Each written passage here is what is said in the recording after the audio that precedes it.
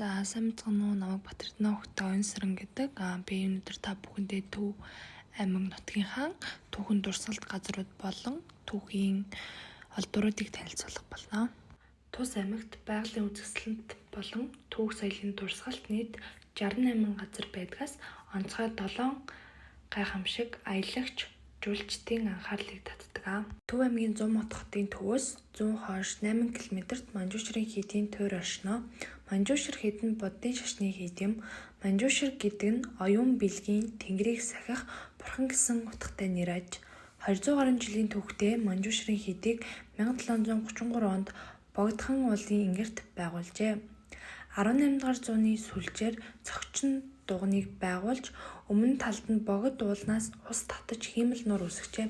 1937 оны хэлмэгдүүлэлтэнд өртсөн сүмээс үндсэн хэсэг нь одоо музей болж хадгалагдсан бөгөөд соёлын үнэт төв хэмээн 1998 онд улсын хамгаалтанд авсан. За дараагийн газар маань болохоор Төв аймгийн Алтан булаг аргаланд Баян-Ангай сумдын нутгийн заагт орших Устай нурууны 506 км талбайг хамарсан байгалийн цогцлбор газар юм а.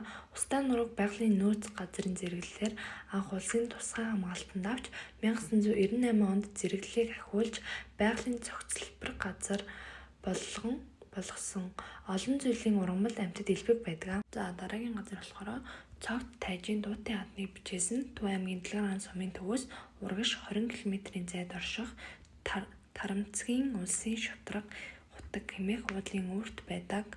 Нутгийн ард түмэн тэр хадыг ширмэн тогоо шиг дуу аваа гаргадаг болохоор Дуут хад гэж нэрлэжээ. Мөн гаднаа хар боловч дотроос нь цагаан саарлан гарч ирдэг байгалийн нэгэн гайхамшиг тогтоц юм. Тиймээс халахын тайж цогтын бичээс нь хар самбар дээр цагаан шохоогоор бичсэн юм шиг тод харагддаг байна. За энэ бол Зоргол хайрхан уул юм. Зоргол хайрхан уул нь 1668 м өндөр бөгөөд том, жижиг 3 агуйтай аж. Зоргол хайрхан уул нь Улаанбаатар хотоос 150 км зайд Төв аймгийн Баян Үнжил сумын Элсэн уулнаас 40 км зайд оршино. Мөн энд Аршаантын ам гэж уул ус мод ургамал чигдэрсэн үзэсгэлэн төгөлдөр газар байдаг. Дараагийн газар болохоор Чингис хааны морь төгшүүд цогцлбор юм а.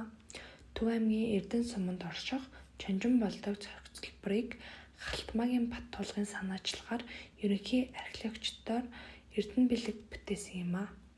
Чингис хааны хөшөө суур барилгын хамт 40 м өндөр бөгөөд цогцлбор газар нийт 212 га талбай газар хамтран байрлана. Цогцлборын тавцангаас бурхан халдан уул дэлгэн болдог толгой хөдөө арал гэх мэт Чингис хааны түүхтэй холбоотой чухал дурсгалт газрууд харагддаг. За одоо та бүхэнтэй түүхэн олдруудыг танилцуулах болно. Ноён улсын булш манай улсын нутагт хүннүү нарт холбогдох дурсгалууд болох булш оршуулга хот суурингийн үлдэгдэл цөөнгүй байдаг юм а. 20 дугаар зууны 20-д онд Төв аймгийн Борнуур сумын нутагт Ноён уул хэмээх газраас асар том булшнууд олдсон хүннүүгийн язгууртны булшууд байдаг юм а. Хүннүүчүүд язгууртан ноёдоо оршуулгахдаа газар 7-аас 12 м ба түүнээс гүнд дотор гадна 2 давхар дөрвөлжин байгууламжийг мод дүнзээр бариад түүн дотроо модон авсанд нас нөхцөсдийн ширлийг эд агуурсын хамт оршуулдаг байжээ. Хүннүүгийн нарсан банзаар зааж хийсэн авс. За дараагийнх нь болохоор хүннүү ширмэл ширдэг юм а. Хүннүүгийн амьтны загварт урлагийн бүтээлийг хатуу зөөлөн эдээр урлаж ирсний нэгэн жишээ бол Төв аймгийн Батцүмбэр сумын нутаг Ноён уулын дах хүннүүгийн язгууртны булшнаас илэрсэн зээгт хатгамал бүхий эсгий ширдэг юм а. Энэхүү ширдэг нь нүүдэлчдийн дөрцлөх урлагийн хосгийн дурсгалын нэг юм а. Дараагийн болохоор Төв аймгийн Эрдэнэ сумын нутагт Сардгийн хийд орчимд малтлах судалгааны үеэр илэрсэн барилгын чимэглэл язгуурын 5 бурхан эдгээр бурхан өндөр гэгээн зан азрыг хамаарна. За та бүхэнтэй Төв сайхан нутгийнхаа алдартнуудыг танилцуулах гэж байна. Боржгоо хот Ташторжийн нацагт оржин 1906 оны 11-р сар 17-нд төрсөн. Монголын орчин үеийн уран зохиолыг үндэслэгчийн нэг зохиолч Яруу найрагч байв. Төв аймгийн Баяндлгэр сумын Гүн галавтай гэдэг газар төрж өссөн.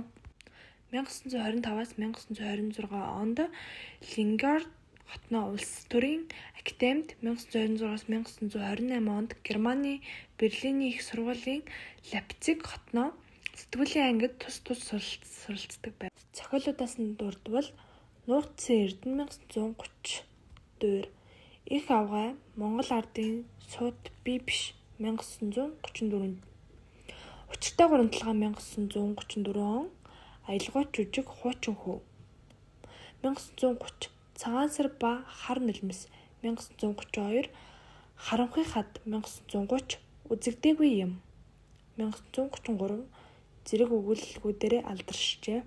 За дараагийн алдартан болохоор бид бүгдийн сайн мэдэх Бавгийн лав усран. Лав усран нь 1944 оны 11-р сарын 25-нд Төв аймгийн Баян Үнжил суманд төрсөн.